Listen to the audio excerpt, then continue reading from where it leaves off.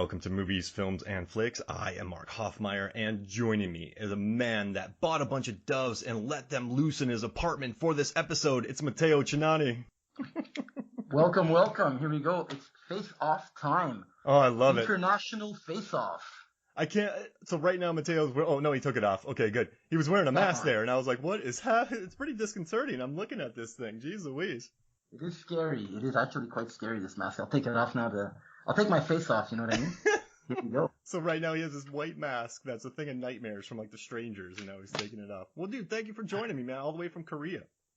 Yeah, we've got ourselves 8. It's in the PM here and the AM down there. Dude, so I've got Norbert Morvan joining he's been a regular. I have James Mula. He was on an episode. I got Niall Moore. He was on an episode. Now I have you on here. So I got a strong Korean contingent on this show going on.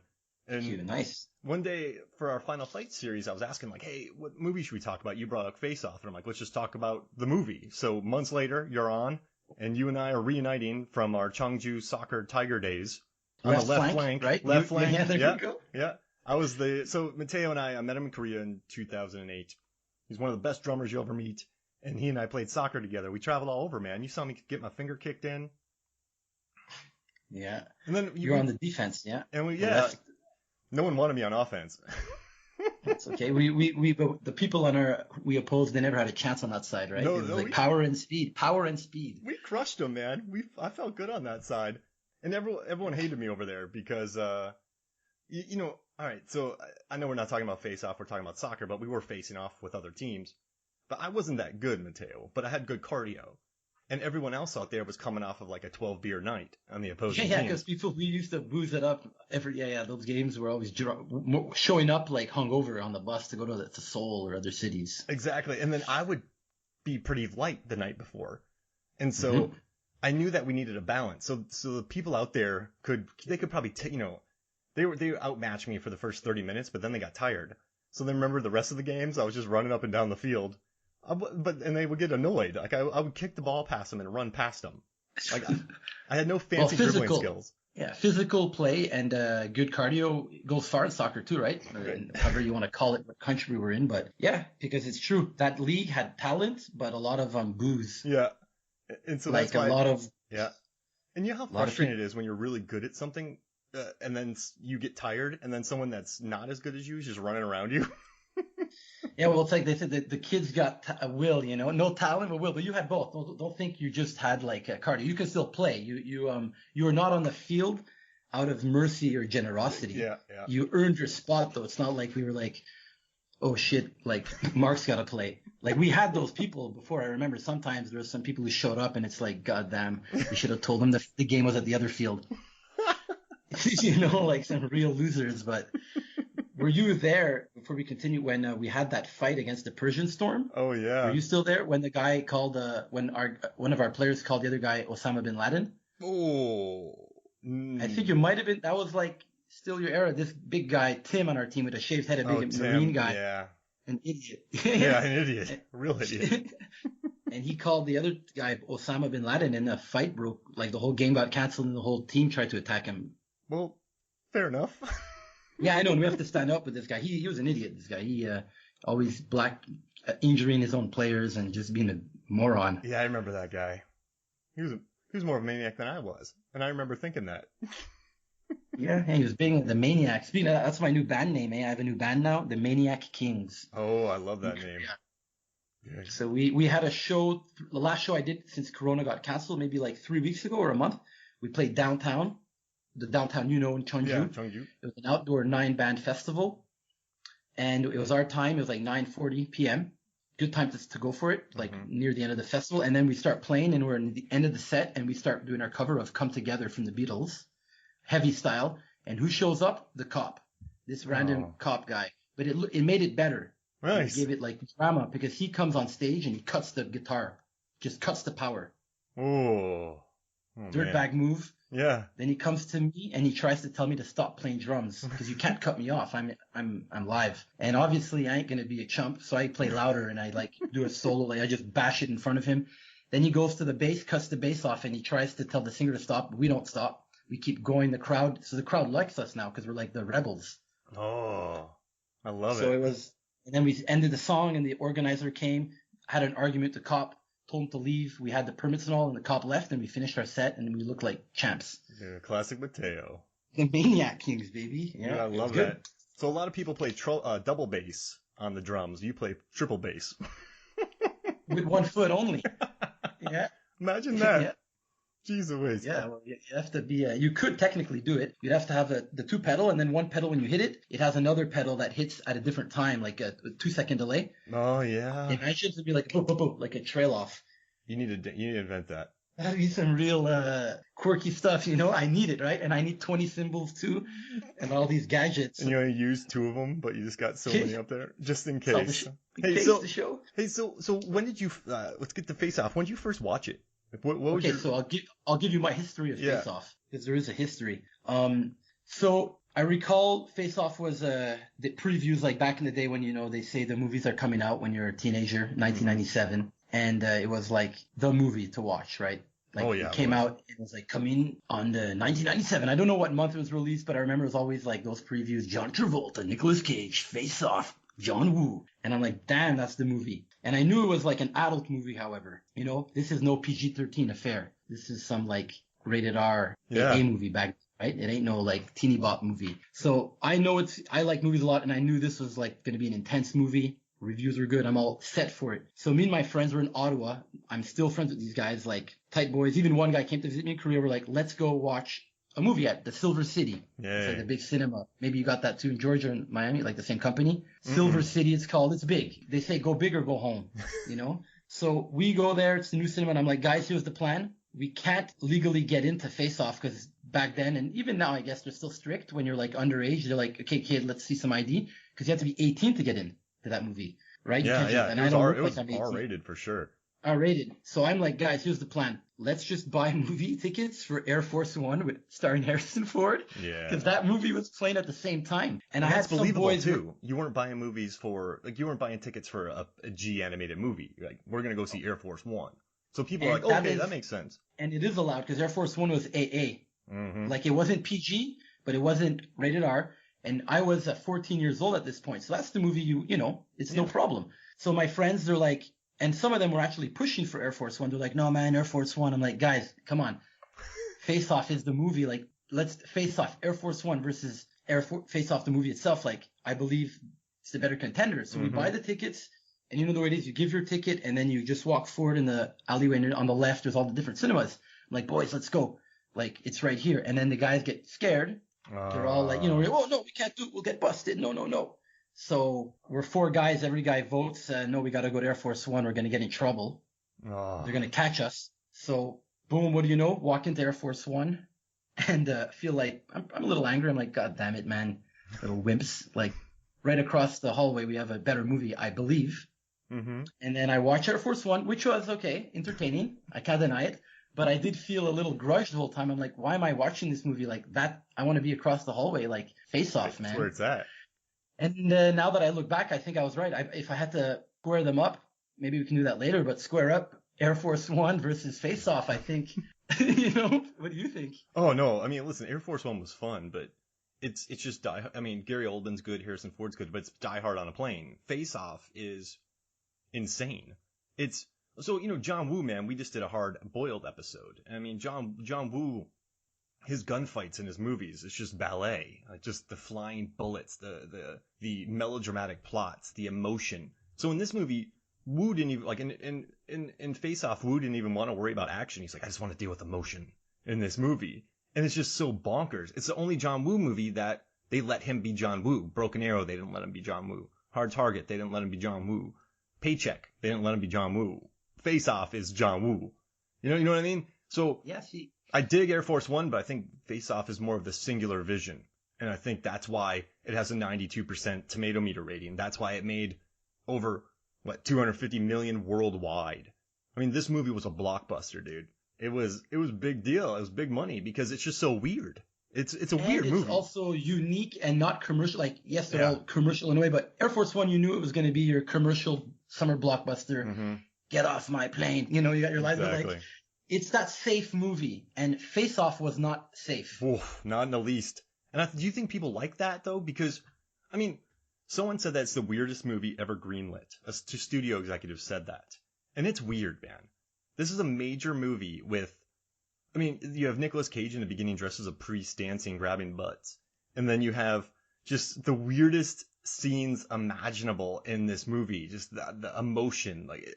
But it's not safe. You're right. It is not safe. There's nothing about Face Off that's safe. And that's why I love it, right? Like, that's why I think it's held up. It held up, and I'm happy that, I mean, I never thought of that movie in years. Like, we're talking like 15 years, never thought of it. It escaped my mind. I like the way I did that because that was good. Face Off. Yeah. You know that guy who did that went and directed The Notebook after this. I heard, yeah. I actually Dietrich I checked that. Yeah, Dietrich. What a cool. I liked him back then, that character. Dude, he was cool. And I like him again. We'll talk about him, but he's actually nuisance. You know, he's not just a bad guy. Like, he's got family values too, and he's protecting the kid and the sister-in-law. Like, that's what I liked. But I guess we're going a little forward. No, we can go wherever we want, man. Balance it, but like, I like that side. It's all about duality, right? Mm-hmm. They give you the inside of the bad guys, how they hang out. Yep. Like, they care about each other too. It's not just, oh no, bad guys are all pricks and they're ready to backstab. Except one person is an ultimate prick in the movie. Castor. He shoots Dietrich. Like, that guy's irredeemable. I saw it again, like when I watched it again, I forgot how much of a prick he was. So bad. Because you like him, right? Like, he's so cool and we could talk, he's awesome, but man, he's a jerk. Like, he really is. Because I want him to win. I don't know why, but I normally cheer for bad guys in movies. It's some problem I have, like, for the underdog, and bad guys are always the underdog because they always die normally in the movie. Yeah, no. But I kind of like him more. Like, he's fun, right? Mm-hmm. I love his journey, though, in this movie. So you have Castor. I love whenever he goes, he has the box, right? So he has the knife, the chiclets, the pills, the weed, the glasses, like the gum, all that. They carry a box for him in all places. He's kind of the larger-than-life 90s villain. Remember those villains after Die Hard? With Alan Rickman? They're smart, and they're unique, and they're weird. I'm gonna suck your tongue. Like, just, they're comically over the top. But I love when he becomes Travolta. And it's very creepy. I mean, creepy.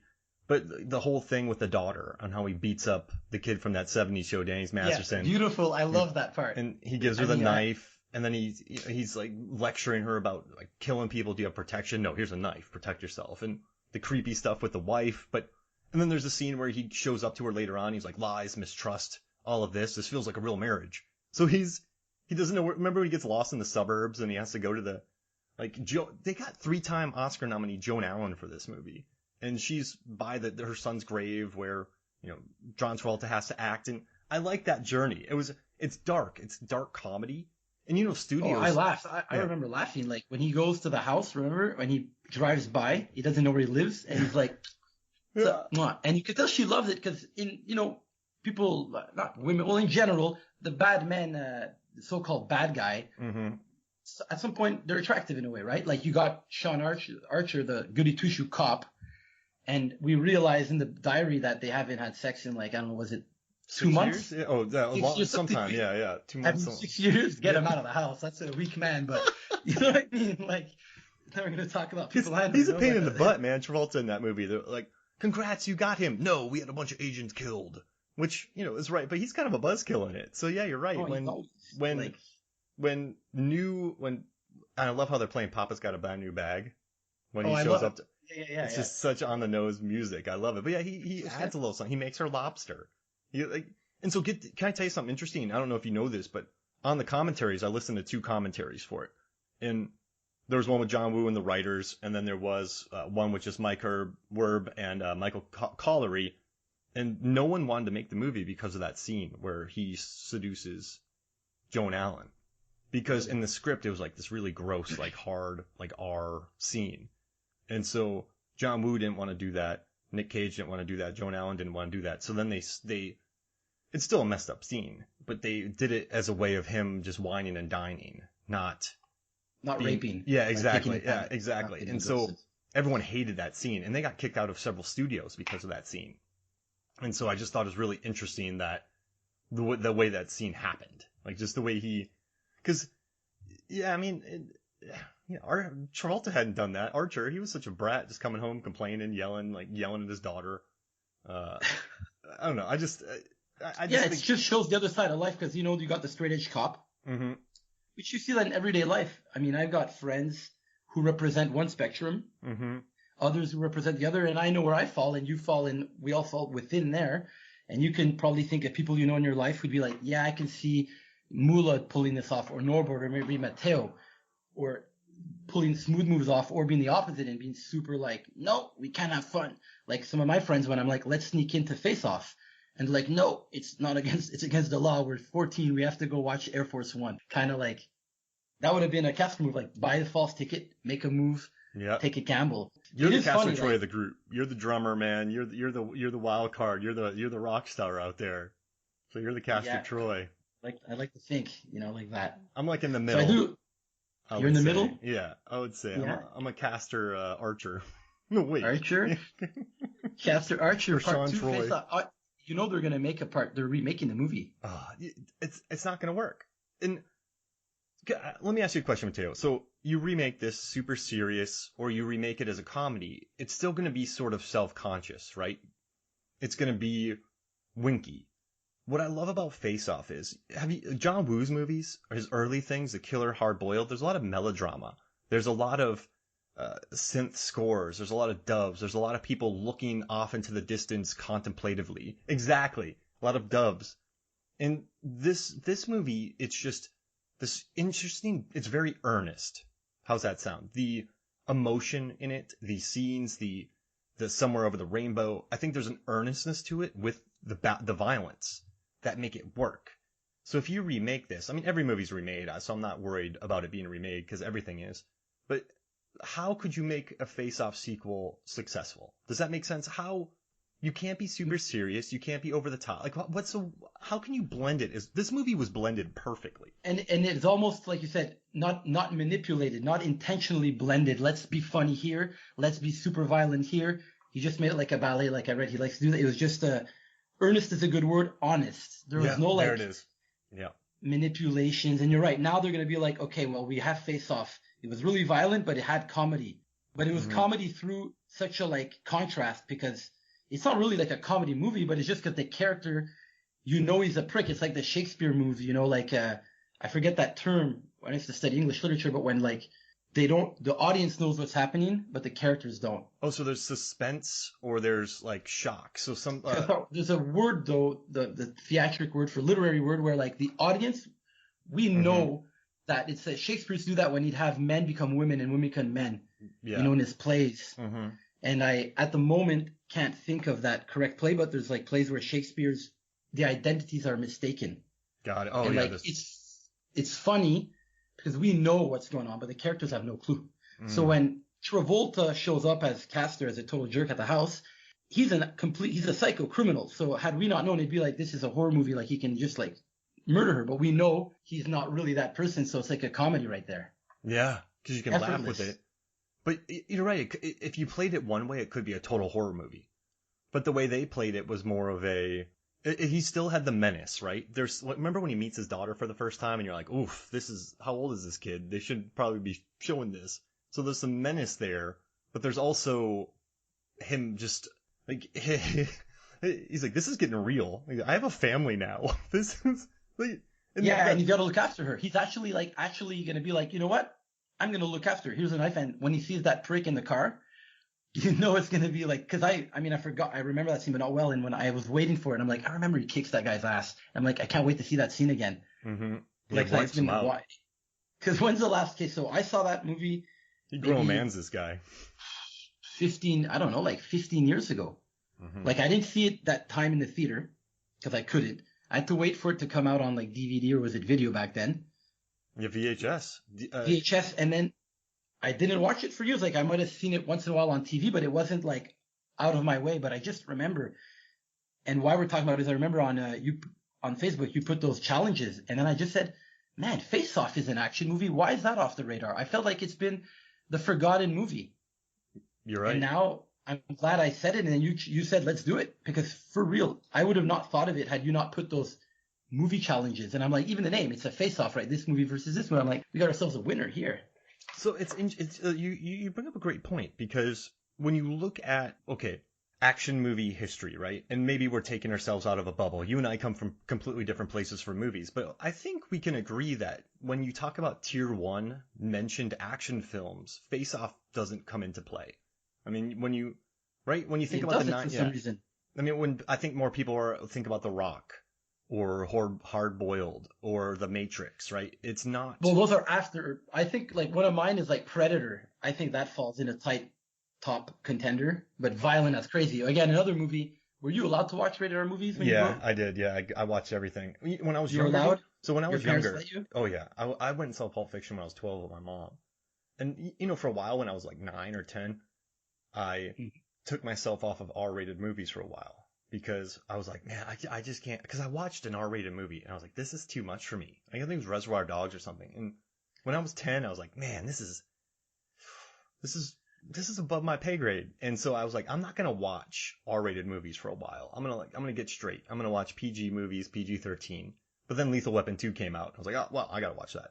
So We had it different. yeah, I tried to take myself off of R-rated because I was like, this is too much for me. I'm learning too much. Like I shouldn't be watching Exit to Eden at age 11. So Yeah. but yeah, I mean, it's interesting. I love that you said that, man, because I'm the opposite. Oh, really? Yeah, I was always about trying to watch these movies. Like, I wasn't allowed. So, like, I'd go to my Mexican friend, Pedro Soto. This guy, he had the black box. Oh, yeah. I remember those, yeah. And his parents let him watch whatever. So I remember watching Bloodsport. A very violent that changed you, didn't it? Yeah, and I was like, then I'd go home and I'm like, I can't watch. My dad wouldn't let me. Then we go to Blockbuster or Rogers, to rent a movie. And I try and grab rated R movies, thinking I'm going to outsmart my dad. I'm like, oh yeah, you just shuffle this one. He just turns. He's like, no, we're going to watch Turner and Hooch. I don't know what, but it's like, or anybody who'd take me to rent a movie, I'd always try and pass a quick one. Take the most violent looking movie, like one of the covers with guns and girls. And then like my uncle's like, no, we're going to watch the PG-13 one. I bought Natural Born Killers used on VHS. I bought Kids used on VHS. I was like the unsupervised feral child of the 90s. You're allowed. Yeah. But I love your point, man. I guess with this movie, why do you think? Because all right, you know what you brought up, Predator, right? Or The Rock.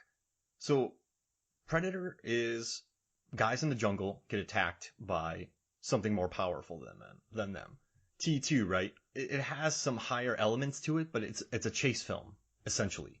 Then you have The Rock, where we have to break into Alcatraz and fight. And it really does get better from there, but Face Off, it's like, do you think it's so complicated and over the top that it's not considered a tier one action movie because of its bonkers plot? Does that make sense? Yeah, it's because it's confusing when you think of it like, oh, he's him now. Sometimes like maybe people get confused of who's who. Mm-hmm. Yeah. Like just the concept when I'm like watching, oh yeah, okay. I sometimes have to remind myself. Yeah. Like, if we're gonna go into weaknesses, I mean, weaknesses of the movie. Do you think the performances the action is good? They're good. You know what? I thought, like I said, so I haven't watched it in 15 years. I got ready for this, so I watched it last week. I think it was Sunday night because we were gonna go Tuesday, and then.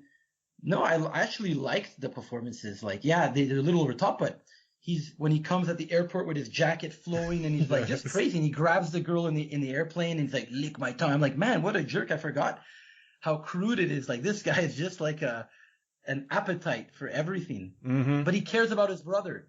Yeah, ties his shoes. Like, it's cool. That's like that little touching. And you almost hope that he feels bad for killing his kid. But he doesn't. He's like, you're in the way, it's an accident. And you almost hope he feels bad at the cemetery. Mm-hmm. But he really doesn't. He's probably just thinking, when can I go and get to bed with her again? Yeah. Like, he gives you that hug and that little, like, it's going to be okay, baby. Mm-hmm. But, like, you want to give Castor, like, some benefit. But he barely, I even think he shoots his sister in the shootout. You know, the Mexican shootout when they're all in the church? Yeah. Yeah.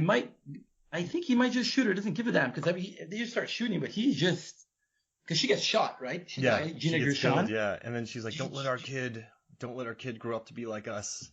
She was deadly too, man. She was wiping out cops. Yeah. Oh, I like her. I like that scene too. Like how the duality again that they take the kid, so like there is a hope for that new child. That's classic John Woo, man. He hates. You know what's interesting about this is he hates having the villains be all villainous, and then he hates having the good guys be all good. Sean Archer's good though. Let's be honest. Yeah. He's pretty much too good. He's like, even doesn't want to kill people in the prison. Yeah, you're right. He shoots everybody in the leg. He's like leg shots and like, but he embraces the evil when he's in that fight. You know, it's Nicolas Cage at this point, but he's like getting his ass kicked, and you look at him, and he's like crying because he has to fight this guy. Yeah. Have you ever done everybody's got a different.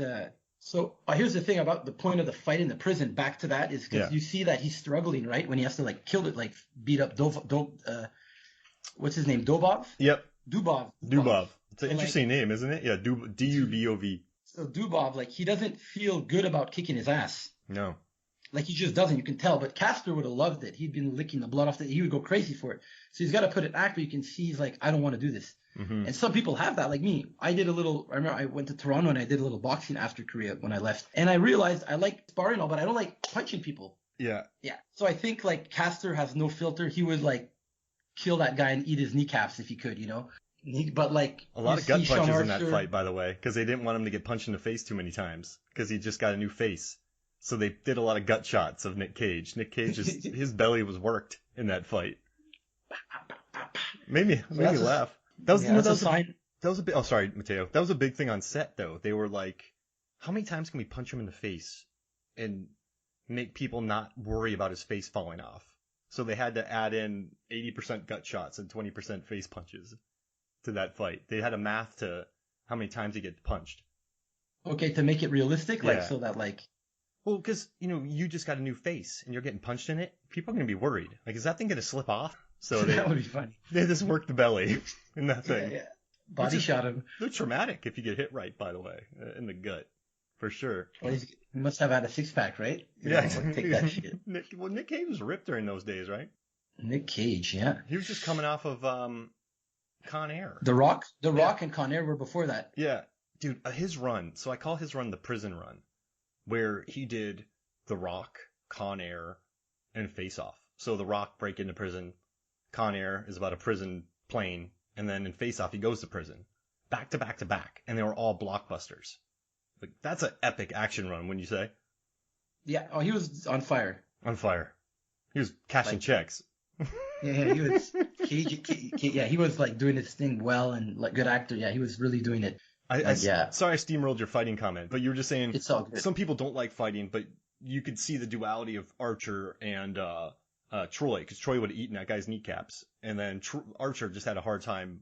He didn't want to do it. He didn't want to hurt this guy, but then he had to kind of embrace it. I would say, right, just to stay alive. Mm-hmm.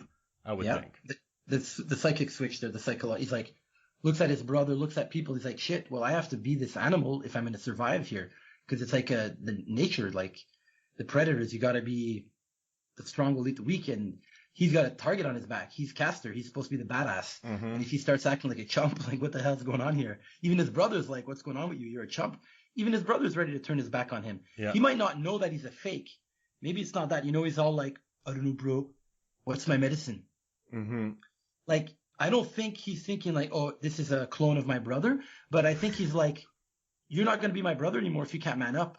Mm-hmm. Like, if you're not, because they live in that world of like, treachery and like backstabbing and like just bloodlust. Even his brother's like, oh, I'm getting turned on by these like water animals. Remember, he's watching the screen. Yeah, that was weird. Like, we're talking some weird people here. Like, yeah, like, and it's kind of crazy too that in the prison, Nick Cage and Alessandro Nivola, and I love their names, by the way, named after the Greek gods, Pollux and Castor, the twins. It's beautiful. But my dad told me that. Well, we'll go to that after. But go your thing. Oh, so they had a story where. And the writers hated it. The writers had massive fights on set about this because they freestyled this speech about how they became crazy because their dad made them wear pink dresses. And that's stupid. Like, that's not, I hate hating, right? But that would have been bad. That'd been weak. And so they cut that scene out, but there was fights because they wanted it in. And so, I mean, Who's Nick Cage, and I mean, Nick Cage is at the height of his power. So if he's freestyling about how he became evil, he could sway, you know what I mean? Yeah, a team, yeah. And so, like, Face Off, too, the studio, there's big fights about Face Off. Should there be a slash in it? Should it be face off, face/off? Should there be a space in between it? Like, this isn't hockey. Like, this is face off. People get their faces off and they face off. That's the movie. And Nick Cage, that scene when he gets with Dietrich, when he goes to his really cool club or apartment or loft. Party. The party. And so he just says face off. And then he does it again, face off. And then Dietrich goes face off. They did that to ensure that the title was face off. Those lines weren't written. So Nick Cage helped the writers get the movie titled Face Off by just including it in the movie a lot. And so he had that much power. So imagine him freestyling about wearing a pink dress when he was younger and becoming evil. That's stressful. Because you can't really, he's a good dude, but you can't really say that to Nick Cage in 97. Because he had just won an Oscar from Leaving Las Vegas. Las Vegas? Yeah, he was the biggest star on the planet, I would say. Probably top 5, let's say. Will Smith and Tom Cruise and stuff. But Julia Roberts, Sandra Bullock. But yeah, so Denzel, I would say those are like in the top tier. Travolta. In the 90s? Yeah, I would say. I'm trying to think who else is big. Because remember, Will Smith every movie he did was big. Independence Tom Cruise, Day? Yeah, Tom Cruise was crushing it. Denzel was crushing it. Julia Roberts. Arnold, but Stallone was still in the game. Yeah, but Arnie. Remember in the 90s? Lives? Yeah, that was 94, right? And then he did a couple movies that weren't as big, like Eraser. So he was huge, but he didn't have. He was still AA list, but he didn't have the momentum Cage had. He wasn't propelled. He was free flying. He was not going up. Exactly. How about our good man from Die Hard? Bruce Willis? Yeah, Fifth Element. When was that? That was 97, right? Yeah. So but that wasn't a hit. No, but he was a hit later. It was still a hit. It was still all big. But Cage was I guess propelled now. Leaving Las Vegas, he showed he could act not just fighting. Then The Rock kept him going. Yeah, he had the momentum, let's say. So there's AA list, but he was skyrocketing at the time. How's that sound? Yeah, what do you think of Travolta at that point? Oh, he was skyrocketing too. So I'm looking at. I did a video for Rotten Tomatoes. Fiction. Yeah. So I did a video for Rotten Tomatoes where we did Travolta versus Cage, and so I have all their data here. So in '94 he did Pulp Fiction, then he did White Man's Burden. That wasn't big. But then he did Get Shorty, which was huge. Right? Gene Hackman in that one. Yeah, and then he did Broken Arrow, which was huge. Michael, that was a $100 million plus movie. He was an angel, and it made over $100 million. Angel. Then Phenomenon, the one where he gets really smart, and then that one made over $100 million. Then he did She's So Lovely, that background character. Then he did Mad City with Dustin Hoffman. That wasn't big, but then he did Face Off. So he was coming off of Pulp Fiction, Get Shorty, Broken Arrow, Michael, Phenomenon. Those are big business right there. So they were both hot. They were red hot at the time. Yeah. And I think this movie works better with them as opposed to Stallone and Schwarzenegger. It would have never been it would have been quippy. I don't want to insult them, but they're not as versatile actors. Let's cut to the chase. Mm-hmm. They're more physical and just bulky or strongman actors. But I can't picture Castor being some goonish guy. He's more of a rogue villain. Yeah. A rogue is quick thinking, witty. His fighting style is not power and muscles. It's quick, boom, boom, smoosh, gunshots, hiding in the shadows. He's got flair, debonair, like a bard, like a rogue. Yeah, a lot of jumping. And John Woo, jumping in the air and shooting. Finesse, you picture him. You can't see Arnold being that guy. Mm-mm. No. And when is Arnold a bad guy too, like that? Get over here, bitch. Yeah. I'm gonna make out with you. I'm gonna kill you. And then it's Stallone too. You could see Stallone being an archer. That's his classic role, just the good guy cop. Mm-hmm.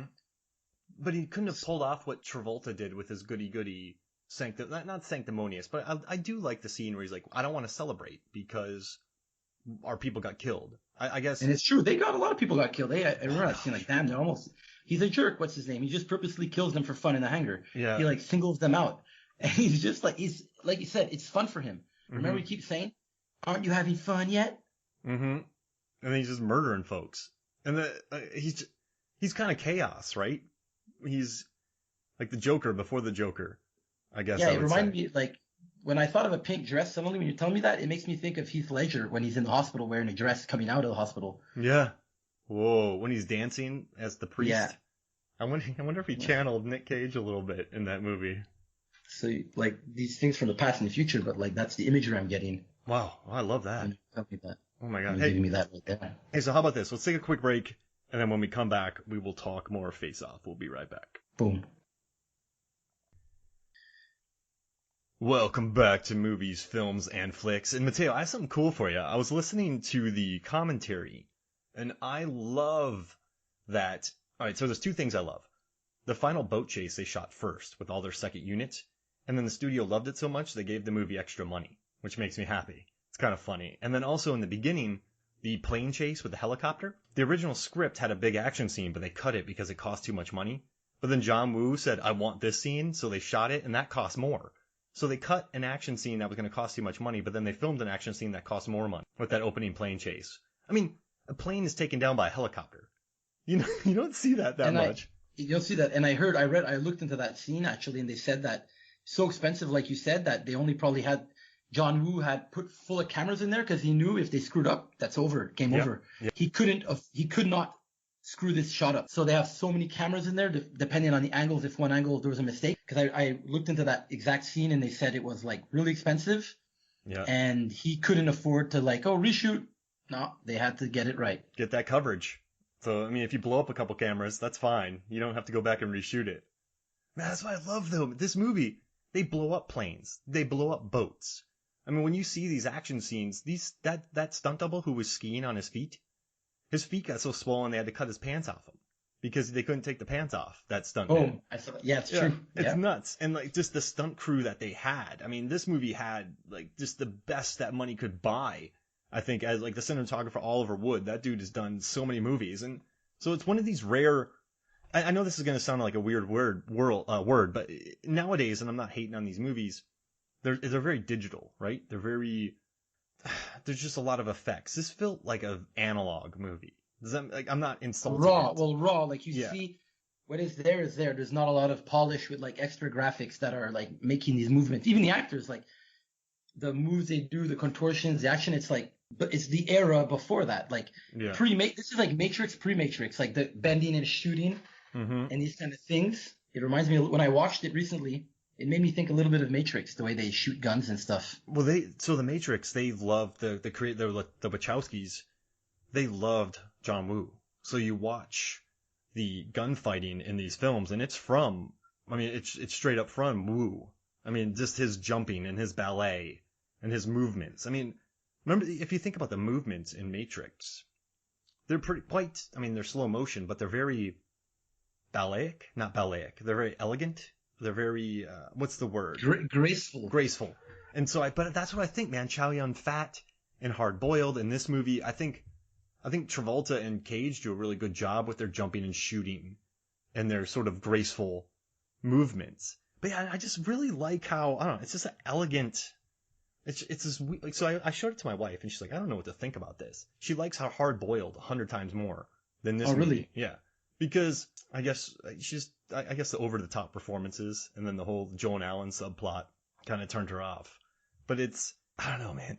Why does she feel like she's a victim? Yeah. I don't know if it's viewed as a perspective as a woman or the new ways we're thinking. Is it viewed now at she's just a victim in the movie? I would say so, because it's being played, she's being played essentially. Exactly. And Travolta goes off and becomes Nick Cage, or you know what I mean. Archer becomes Troy, but he doesn't tell her. And so she's she has this villain come into her home, and she doesn't know it. And at the end, she's like, it's cool. That's But I mean, is it? Well, you're right. But she actually is instrumental to take him down. Yeah. When she takes the blood, she's not just some helpless girl woman. She gets the blood sample, and I love the fact that the daughter too is instrumental. She stabs him in the leg. And that it's all about the word Troy. Now that I think about the Trojan horse tactic. Yeah. He's going in where you shouldn't go. Right? That's how the Trojan War is, right? He was hiding in that body. So it's all hiding, man, and everything's hiding in this movie. The knife is hiding. Yeah. Stabs him. That's a good callback right there. I love it, man. Don't you? There you go. I feel like a champion now. But yeah, I never really thought of it. But yeah, that's the concept of the movie too. Because I mean, yeah, you're sneaking in. Each other. Yep, you're sneaking in, and it's and you know what I kind of like too is, I guess one good thing about this movie is there's consequences, right? He decides to go undercover, and I love that scene where he finds out he's gonna be locked in prison for 100 years. No. It's so silly. But a lot of people die. His friends die, their friends die. This weird game that these two are playing puts his family in danger. There's danger in this. And I think sometimes I watch movies and I don't feel like there's stakes, or I don't feel like I don't need wanton murder, right? But I do feel murderous actions and absolute just dedication to getting your guy, which puts your family at risk. There's consequences in this movie, I think. And Agreed. Good for. And I think that works too. Is that I mean, Gina Gershon dies, like his girlfriend dies, his friends die, his brother dies, and this is just a game that these two are playing, and they suffer big time. But I think that's what would happen, right, Matteo? Like that's you play the game, you're gonna lose. People around you are gonna get affected. Yeah. Like in small ways, big ways, even things like in action things we do in our life in smaller scales. Like I ain't going out shooting people here in Korea either. I don't think you're taking people out in Georgia.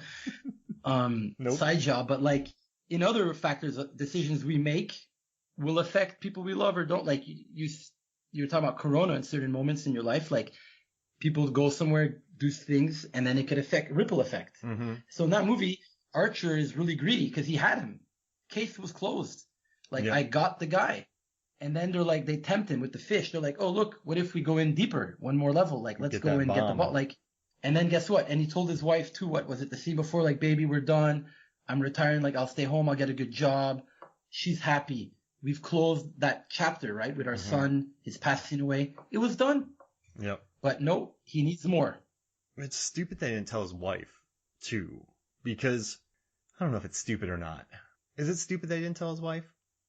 I mean, it is probably protocol, though. That's normal. Yeah, I think if we have to go realism, let's go realism. Yeah, I think if we were talking, it is a selfish move, but realism, I think you wouldn't tell your wife. I mean, he could, but it's not. He has to be like, and he's a professional. He's a goody two shoe. He ain't gonna break the rules. Yeah, it's Archer. True. I wonder if they took Archer from the TV show Archer too. Whoa, that'd be amazing. At least little like. Yeah, you're right. And then also that bomb that's the weird. Do you think that's the weirdest movie bomb in the history of movie bombs? Because I love it. Look. Oh, sorry. That part is so funny. But go for it. Like executive decision, right? The whole movie revolves around. It's what Joe it's Joe Morton. He's in a stretcher and he can't move. And then it's Kirk Douglas. You mean that movie with the airplane? Yeah, with Kurt Russell. Steven Seagal. And then Steven Seagal. And then Oliver Platt. Quickly. Oliver Platt detonates, saves the world by putting his straw in it, and so it doesn't detonate. That whole movie revolves around this bomb. In this movie, there's a bomb, but it's done by the first hour. Like, Travolta just goes and gets rid of it. It's the weirdest. There's a week timer. There's a 1 week timer on it. Yeah. Which is insane, and I love it. But it's such a weird bomb. It's the weirdest movie bomb in cinema. Like Broken Arrow. There's a ticking clock and a bomb blows up underground. It's a bomb. This is the plot of the movie. This bomb is going to go off. And then they just boop, doo, doo, but it's not the plot. It's like a sleeper agent bomb too. It's like a joke though. Like even his brother Pollux, when he does it, it's like more of like a vanity bomb. Yeah. Like, look at this funny bomb I can do. Cause they're crazy. Yeah. To them, it's like there's no practicality here. It's like, we're just going to cause chaos and kill people. The Joker. Chaos, man. The Joker, like, it's just like, let's have fun. And Pollux does it, like, they explain the bomb. It's like, haha, I'm such a genius. I made this crazy bomb. And I don't, care. No, they didn't. They were going to. And the way he disarms it, I love it. That's part of the comedy. When they set it up, when he's like, I know the code for the bomb. And he comes there and he's like, get away. And they're like, sir, we can't. He's like, and he does. Clear the building. Yeah. Clear the building. I got this. Yeah. He becomes the hero. The hero, and wow, what's his name's in prison, like dying, like struggling, and he's just like Times Man of the Year. Yeah, and you know getting reporting and all like because he's playing the game and he loves it. He's like infiltrated the world. He's all like he's going around grabbing butts. I love it. Yeah, he's just a total dirtbag, like, and he's good at it. And he even like kills his boss with the heart attack. Yeah. Karen, what is it? Karen, is that her name? Yeah. He's like, he's had a suffered stroke. He's just like. Chops him in the neck. That was his mentor too, and everyone. I love how the finale of the movie revolves around his funeral, too. Which that was his Victor Lazaro, right? Wasn't that his? Yeah. You got taken out too. Everybody gets taken out, like. And speaking of consequences, he uses too much intel, and people are like, "This isn't normal. You're gonna get looked into." That's a neat thing, right? They're just thinking your intel's too good. Like Washington's on to you. So Like, what's going on here? Yeah. So he thinks he's gonna become the biggest thing in the world, but then he goes because he's crazy and he uses too much, and people are like, no, this isn't right. It's another good move in a screenplay. I love that part about it. And then he has to kill the guy. Yeah, he's like, Lazaro's gotta go. Heart attack, right? The casual heart attack. The neck chop. And I love it. He notices that he's coughing. Mm-hmm. Because I didn't catch that. I actually, when I watched it, I saw him cough, and then what's his name looks at him. I'm like, am I supposed to catch on here? So I scrolled back, played that scene again, and that's how smart he is, though. Because he's like, oh, because he has no clue this guy's got heart problems. He doesn't know him, right? Castor has no clue but he noticed he had a weird cough. He's a smart man. He's like, boom, I got him. If I kill him, heart attack. Everybody knew he had a history. He wouldn't have done it had he not seen that cough, when he coughs. He's like, got you. Is that why you always try to punch me when I was coughing in Korea, Matteo? Whenever I coughed, you were always trying to punch me in Korea when I was coughing. Is that why? Yeah. I don't know. Matteo was trying to kill me in Korea. Really, if I was trying, I would have not missed. I was just working on my feint. But it's smart. It's this weird movie that's smart, and then it also has a very Western meets Eastern feel too, successfully. So remember back then when in the 90s when America was trying to shoehorn in kind of Eastern action with like replacement killers. Jackie Chan? Yeah, exactly. And so they were trying to shoehorn in Eastern aspects into Western films. I think this is one that did it. I mean, because John Woo was able to be John Woo in it, but I think it blends the melodrama with it, the shots and the doves and the slow motion and the crying with the balletic violence, I would say. And I love that it's finished up. So you have these gunfights that are super like kinetic and all this, and you have the boat chase, which is insane, but it finishes just like a nice American punch 'em up, which I kind of like. So it's a good blending of John Woo's gunplay, but then just two guys beating each other up on a beach and sidekicks. At the end. Yeah. Yeah. I don't know. I dug that about it. I think Woo did a really good job of blending East meets West too. And I don't know. I think Travolta said that. Oh yeah. I saw an interview just 20 minutes before he called, and I was watching some stuff, and he said with John Woo, it was it was so easy to bridge that gap. Wow. Yeah. Asian movies and not. Go check YouTube. It's one of the interviews. He said that was so cool about that. We could just seamlessly bridge it. Ah. Just what you said. Yeah, and hey, I didn't even know that. That's all. But right, you don't feel it. Does that make sense? Yes. It's very. It's not forced. It's like watch Hard Boiled. Watch The Killer. The vibe is there, and I guess that's because they just let John Woo make a John Woo movie. So Michael Douglas produced this movie. Big star. Yeah. And he believes in it, I guess, right? If he's got the exact. And this script bounced around forever. It was too sci-fi. John Woo said that it was too sci-fi. They brought it to him after Hard Boiled. He's like, there's too much sci-fi. So then they rewrote it, and then he eventually got it again. He's like, okay, this is good. Because remember the prison? The prison was supposed to be a sci-fi prison. People were supposed to shoot upside down. So the only thing they kept from that prison were the boots, and those were 25 pounds each, and everyone hated them. But that was the only kind of sci-fi thing about that prison. But originally it's supposed to be like that movie Lockout. Oh, did you know those boots? I checked where they come from. They come from Mario Bros. The movie. Really? Yeah, the Koopa boots. Yeah, oh. Yeah. And they just changed the look a little, but those are because it was like two things. What's in common with Face Off and Mario Bros? I'm like, what? That movie was garbage. Mario? Yeah. With John Leguizamo, absolute trash. And then I was like, I clicked on what's common, and it was like those boots that they use in Face Off are the same ones that Koopa Troops use in the movie. Oh, that's amazing. Oh man. See, so thanks for the research, man. I'm digging this. No, because I dove headlong into research on this, and you're bringing it too. This makes me happy. Oh, I love it. Oh. One thing so if I have to say like critic of the movie that I didn't like, and I'm trying to be like I like realism a lot. Well, my movies are still an escape, but I was not a fan of how he escaped from prison. I loved everything till he jumped in the water and then he's free. Yeah, like there's still a helicopter That's the one in I'm the like, air. Really? Because everything's cool. Like all the hardcore battle and awesome. And I remember being like, okay, he's gonna jump, but isn't there another scene? And it's like, no, he jumped into the water, done. They would have boats.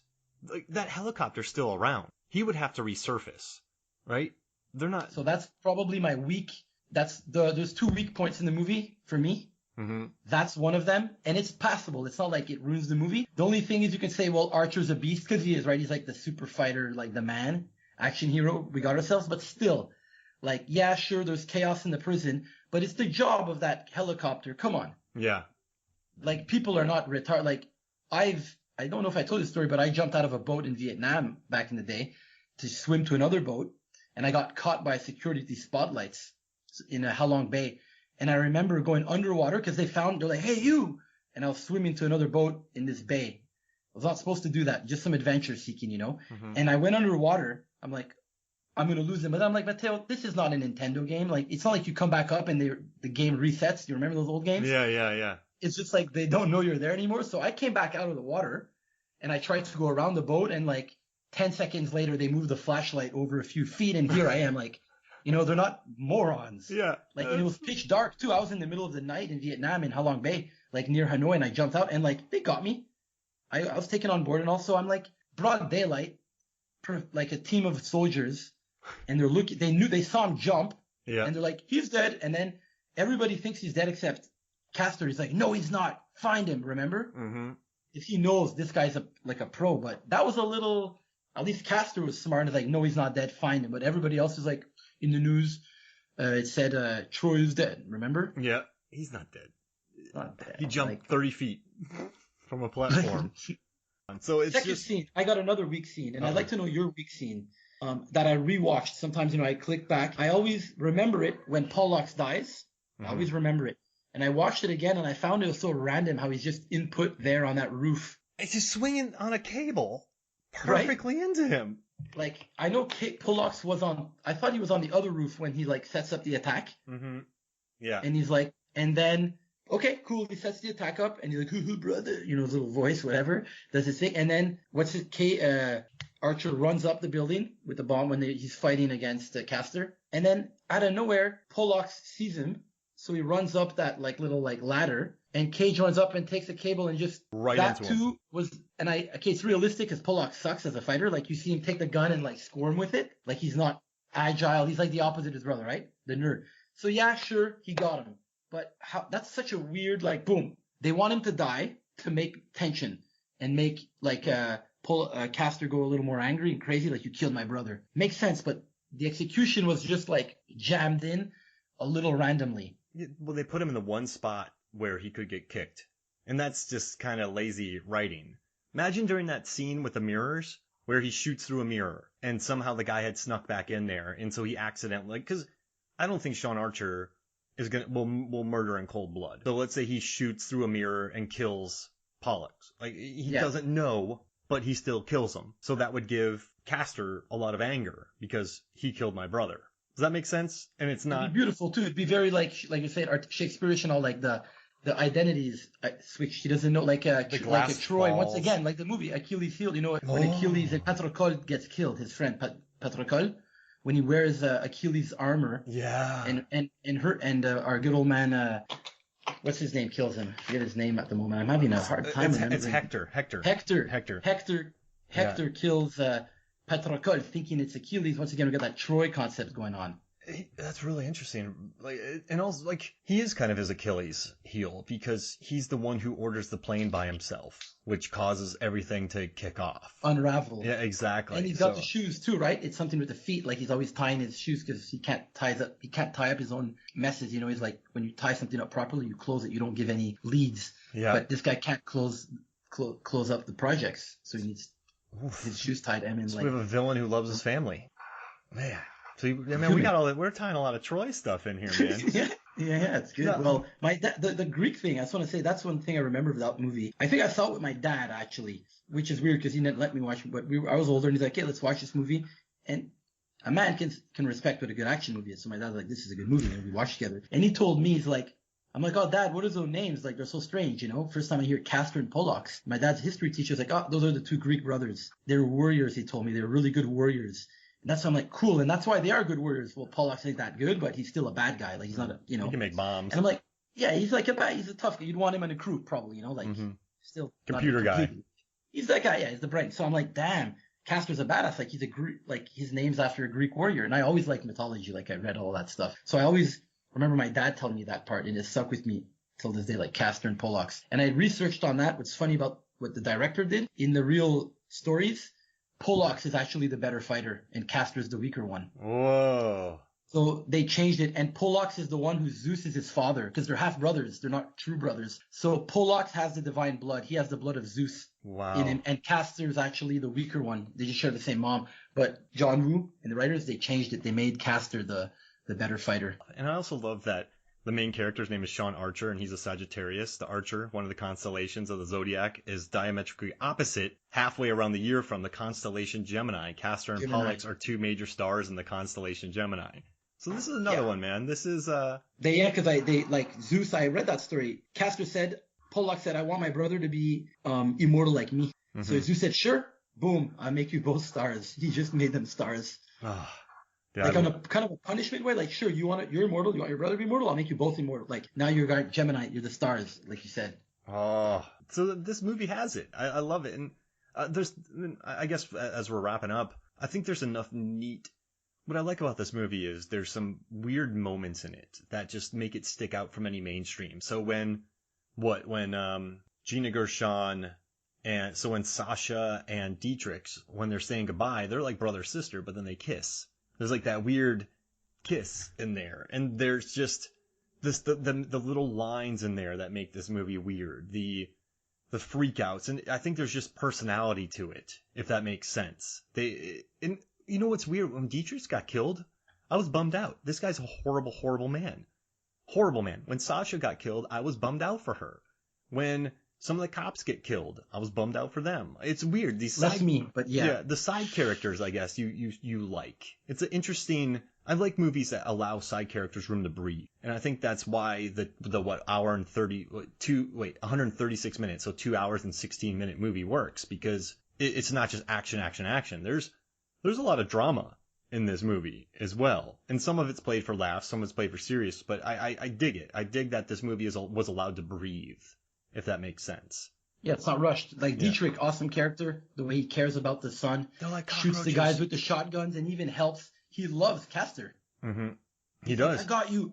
And it's so horrible how Castor kills him. Oh, man, that pissed me off. He kills his friend. It's like and you know why, right? Because he's somewhat of a rival, like in the drug world. But he actually killed his friend. He didn't have to. He saw him, puts the gun, pops him in the neck. Yep. And all this time, that guy's fighting for him. Do you think the kiss annoyed him? I don't think so. Oh. I don't, but it could be. Maybe you're seeing what I didn't see. I just think he's a complete. Because he says, once we're cops, we're going to eliminate all our rivals. Like anybody who's in that world. Like, because yes, they're friends, but in the same way, they might be at some points colliding for money of some kind. Oh, I love it. So, I love it too about Castor. He didn't play the long game. He could have given tiny info, drop by drop, right? But he had to kill Sean. But I don't know. It's a smart movie. I think it's good, dude. I'm glad you brought it up. I'm glad to watch it again. Like you said, it'd probably been 15 years for me. So, no, I dug it. This was fun. Any final thoughts about this movie, man? Final thoughts that I wanted to sneak in. I did appreciate the scene when he's looking in the mirror and he's all high. Oh yeah. Because we can maybe associate or not associate. I just did the face, but, face. Yeah. Like whether you want to be drunk or whatever, anything happens in life, and when he's looking in that mirror and he's like disassociated completely. Yeah. Like his mind is gone and now he's on psychedelics. Who knows what? I checked what it was. There's no official real drug. They gave it a name in the movie, Quatrim or something. But it could be a plethora of different psychedelic drugs that they actually take in that movie. But he's like gone because he's become the enemy now. Like he's looking in the mirror and he's seeing the man he hates. Yep. And then he's acting well. Like it's crazy. Like I don't know, imagine being on LSD on mushrooms and you look and you see somebody you hate your whole life. Like you have a trip and you're like looking at yourself. You don't see you. You see like somebody who traumatized you all your life. We're lucky. Well, I can speak for myself. I don't have no traumas like that. Nobody's killed my brother, my son, my father. But imagine being put in a position where you look in the mirror and you see the person you loathe the most in the world and you're on like some psychedelic drug. So now you are lost cause. You're like, have I become the monster? So he's blown out of the water at that point. Cage is acting. He's just like crippled, right? Yeah. Like destroyed, psychologically just finished. And I heard they made an extra at the end of the movie when he cuts his face. That's the face you're going to see forever. There's an alternate ending that they were going to make it, but they said it was too dark that he can't change his face. Like every time he looks in the mirror. Did you hear about this? Yeah, this part? I did. that he looks in the mirror and she sees him, but he sees Troy. Oh, Castor. I didn't hear that. Oh, wow. Okay, so basically this is an alternate ending, but they said it was too dark. So at the end of the movie, he's with his wife, and they're in a bathroom scene or anywhere where there's a mirror, and she looks in the mirror, like through perspective, and she sees it's Travolta, right, the actor, Archer. But then he looks at it like in perspective, and in the mirror, he sees himself as Castor. That's dark. And then that was one ending. Because it's still psychologically he's... Oh, that's too heavy for an ending. Because remember, he says that at the end of the movie, when he cuts his face, this is the face you're always going to see, no matter what. I remember the discussions about just keeping the scars on his face. But then they're like, wait, we can fix everything and suck out... We can insert hair and we can suck out... love handles? We can fix scars. There's this... I thought you were talking about... They were having discussions about having the scars on his face. But they're like, wait, that doesn't make sense. If they can cure everything else, they would fix his face. No, they were going here. Yeah. Like psychological Stanley Kubrick style is like going like in the mind. Those scars are always going to be there for him. I mean, it's sad enough as an ending. I know that they brought the kid home, but I mean, that was beautiful. I loved it. Yeah, I mean, it's cheesy, but I love that. That made me happy. They had to do it, right? He lost his kid. He gained a kid. He good man. Gina Gershon saved his life. You know, he took her back, and he fulfilled her wishes. The kid wasn't, the kid's an innocent in all of it. But I guess for the rest of their lives, they're going to be like, you face swapped with a criminal and he lived with us for a while, right? Like, it's a happy ending, but there's going to be strife, man. There's going to be, Joan Allen. Fathering the enemy who killed your son. Yeah. And now you have his son. Exactly. But you're showing that you're the good. Yeah. You're going to make a positive difference. That's the father he needed. Mm-hmm. One less bad guy in the world, because if he was raised in that world, you got another animal. So in the end, it's like that one piece, the good wins. It's like you got that kid's going to become an example of goodness, not evil, which he would have been. And I think the daughter took him in immediately. That was cool. But it was a good ending, man. It was a solid ending to a bonkers movie. The weirdest movie, they call it the weirdest movie, big budget movie ever greenlit. And I can't think of a weirder big budget action tentpole. Now, there's weirder smaller movies. But as like $100 million summer blockbuster that you're banking on to make bank, this might be one of the weirdest, would you say? Right now that I'm thinking, it is weird, but I still don't think it's that weird for me. It's just a good movie. Like it's not safe. That's what I like about it. It's just like, we're going to go for it. Yeah, no, you're right. It's beautiful. I just love they switch faces. It makes me so happy. And then they call it Face Off. Oh, it makes me so happy. Good actors too. Like you said, if you put in chump actor, like not that Arnold but if you had cast some other whatever, like just like goon style muscle boys, like it would have been like, or too cute. It would have Van been Damme or Tom Cruise. Imagine that, Tom Cruise and Brad Pitt. It'd be too cute. Like this one worked out well. This one was just about 92%, man. Big 7 point something on IMDb. Blockbuster hit. People love it. Well, this was fun, man. So I'd love to have you. What movie do you want to do next, man? I'd love to have you back. What are we going to talk about next? Do I need to give you some time to think about? Yeah, like I like to be more like, because I don't, even this idea was all spontaneous. Yeah. It came out of nowhere, so. Yeah, let's let it be spontaneous. A lot of movies I can think of, but let's just keep in touch and we'll come up with another movie, because I like watching movies too. There's probably so many movies in my mind that I can be like, damn, I love that movie. And I do love the movies, so let's just let it simmer. Sounds good. All right, so and we'll find simmer. another, and we will come back, because it was fun, and I'm happy to do this with you and reconnect on a beautiful movie ground. That's right. All right, this is awesome, man. Movie crowd. So for me, Mark Hoffmeyer, and for Matteo, the Cruncher Giannani, this is Movies, Films, and Flicks. We'll see you next week.